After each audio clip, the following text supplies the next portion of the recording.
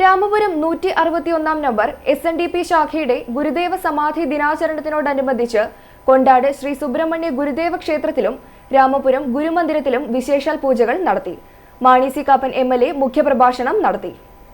രാവിലെ 10:30 ഗുരുമന്ദിരത്തിൽ സമാധിദിന പ്രഭാഷണം സജീവൻ മറിയപ്പിള്ളി നടത്തി. തുടർന്ന് സമൂഹ സദ്യ, സമൂഹ പ്രാർത്ഥന, സമാധി സമയ വിശേഷാൽ പ്രാർത്ഥന, ഉപവാസം അവസാനിപ്പിക്കൽ എന്നിവ നടന്നു.